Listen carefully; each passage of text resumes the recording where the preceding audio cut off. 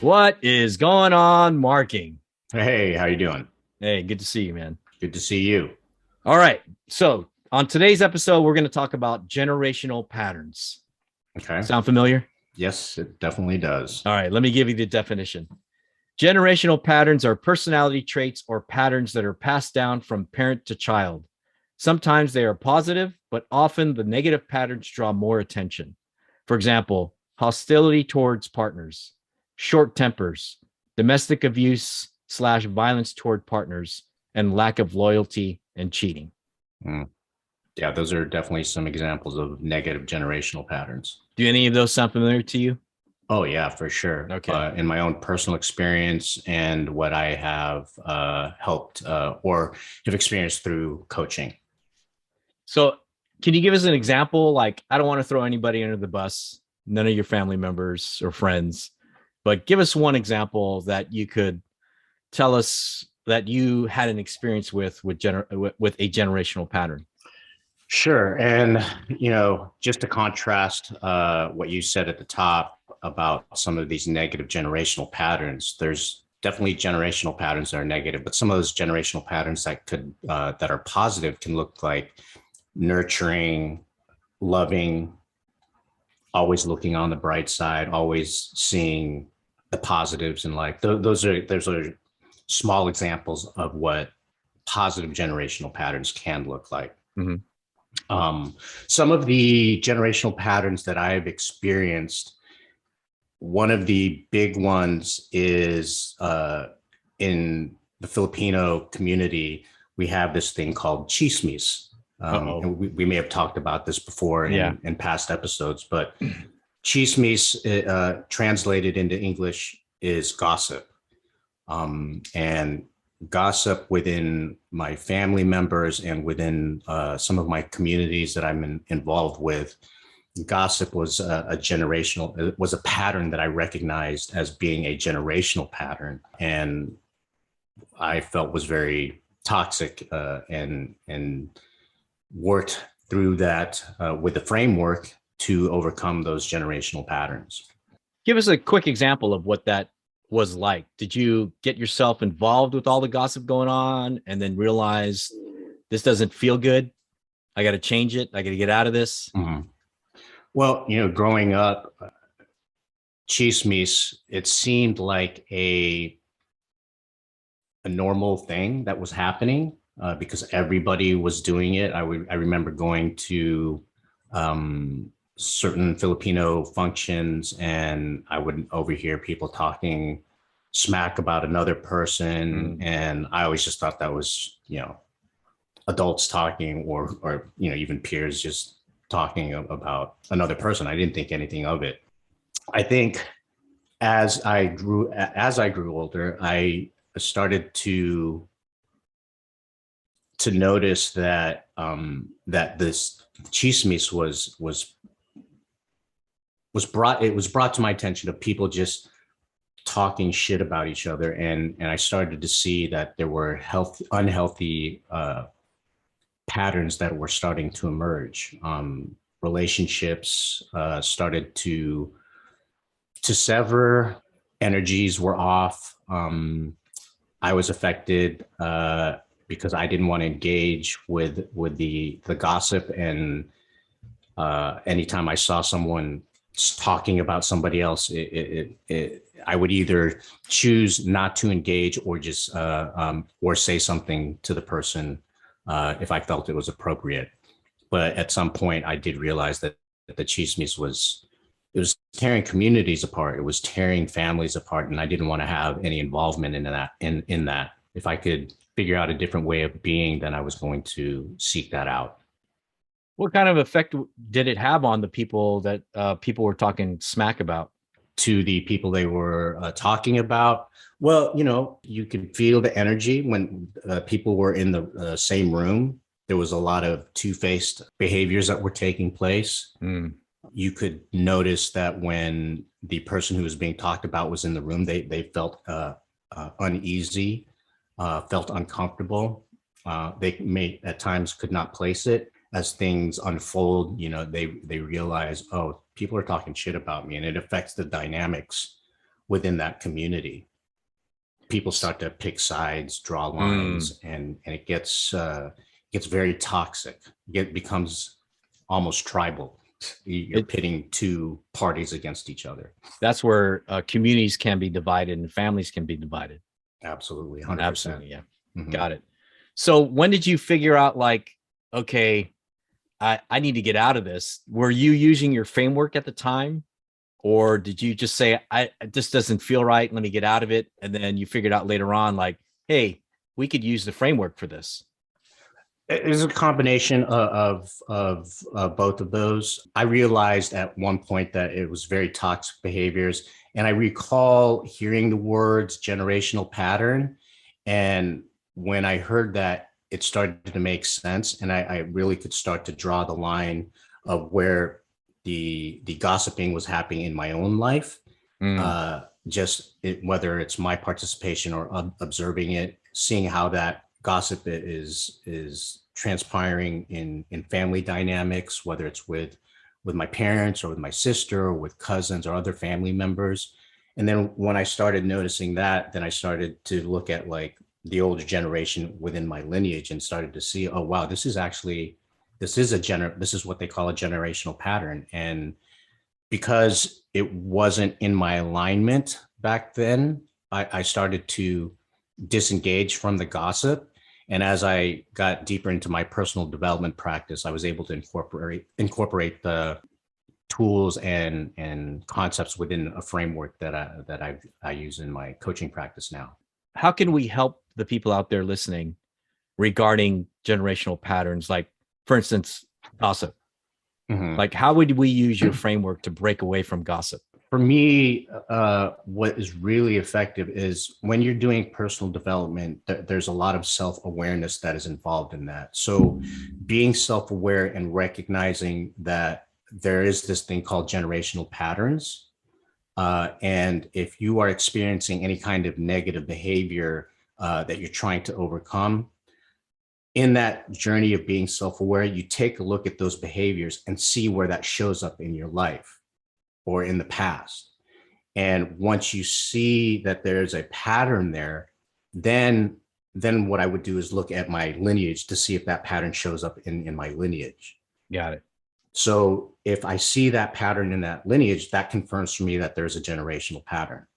We've just identified that there is a generational pattern. In my case, it was gossip. So once I identify the behavior, and then I recognize that it's a generational pattern, then I can move into integration in using the framework. If I'm operating from a place of inflamed ego, because it's a negative energy within the framework, I already know that I'm operating from an inflamed ego. Then it's about moving from the inflamed ego and operating into your higher self. And you can refer back to the past episodes and how we actually walk through that. But that's basically the practice that incorporates the framework. Identifying the behavior, identifying whether or not it's a generational pattern, and then working through it. It's like making a decision. The point that I really want to stress for our listeners is that once you make the identification of the pattern and then realize it's a generational pattern, you now have a choice. Do you want to continue with this behavior, or do you want to stop with the gossip? And for example, in my case, with the gossip, you can make that decision informed by your mission statement and North Star. And then once you get that clarity, okay, this is the direction that I'm going to go into. I want to move in the direction of my mission statement and North Star. Then I can use the mechanics of, okay, I'm operating in my inflamed ego. What are the steps I get to take? Or we already know what the steps are that we get to take to move from inflamed ego to higher self and operate from that perspective, from a place of more love and compassion and understanding as it pertains to your mission statement and North Star. I'm assuming, well, not assuming, but you would operate in a better place towards your North Star with ease, flow, and grace, like you always say, right? So understanding that and knowing that there is a negative generational pattern that you have to break, and that you may lose friends from it and family members. right? you Because we may, talked about that. Yeah. right, you may lose friends, you may lose relatives when you break these generational patterns, and that's okay. You know, a lot of times when we go through these patterns and that we're trying to break, and we quote unquote lose relationships, especially with family members or friends, that's ones we're most concerned about.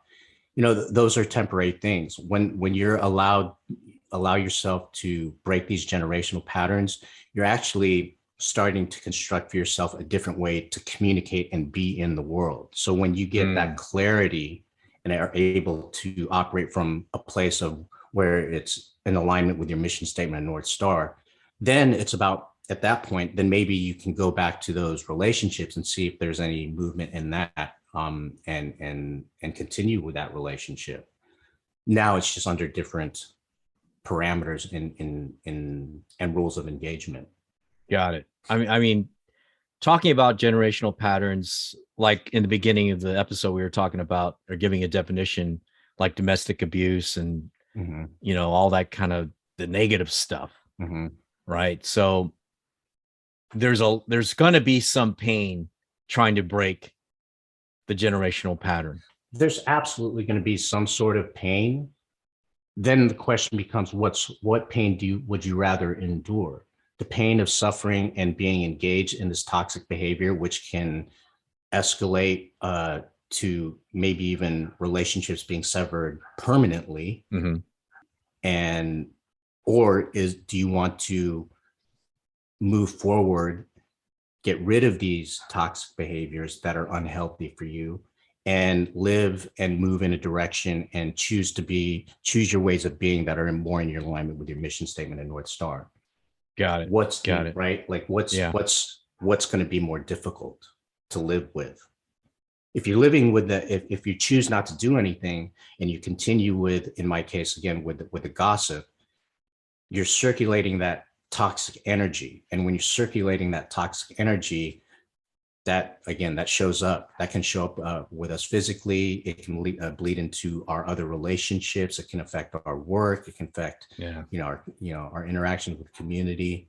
If you're choosing to stay in that pattern, you're not setting yourself up for success. If your mission is trying to move towards navigating towards happiness, right? Got it.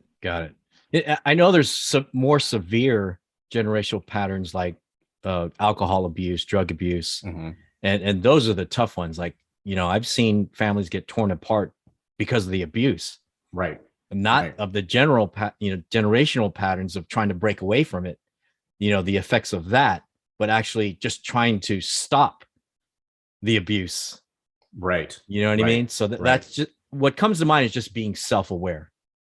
It is being self-aware. In recognizing the patterns and recognizing the generational patterns. It's absolutely 100% about being self-aware. What the important part of being that self-aware is that you're gathering information. And when you're gathering information about that situation, you now have more information to make a better informed decision on how you want to move forward, right? Yeah. Do you want to continue with the pattern or do you want to break that pattern? We talk about the consequences of maybe losing relationships, but it's costing you in holding that position. It's costing you your happiness. And if it's costing you your happiness, ultimately that can affect your health. And if it's affecting your health and it's affecting your ways of being, then that's going to bleed into your family members. Yeah, I could imagine where a generational pattern could really, really destroy generations. Generational pattern. Yeah, like for sure. Parent, child, and then you have kids, and then you don't recognize it, and you keep doing the same thing over and over again. You don't realize it till later on. Exactly. And how many times has that occurred in our lives, or how many times have we witnessed that in other people, where you see these generational patterns that are not serving them? In a lot of cases, they don't know it's a generational pattern, so they continue it. One comes to mind now that you just said that. Guilt. We and talked especially about that in the last few episodes ago. especially in the Filipino community, because we were raised Catholic Mm-hmm. and we didn't have a say in whether or not we wanted to be raised Catholic until you get older. Mm-hmm. I've seen guilt just run rampant through families, Yeah. and parents use that on you like it's giving you candy. Mm-hmm. And then when you see the kids start using guilt with Yeah, their friends, then you're like, definitely. oh my goodness, this is not healthy at all.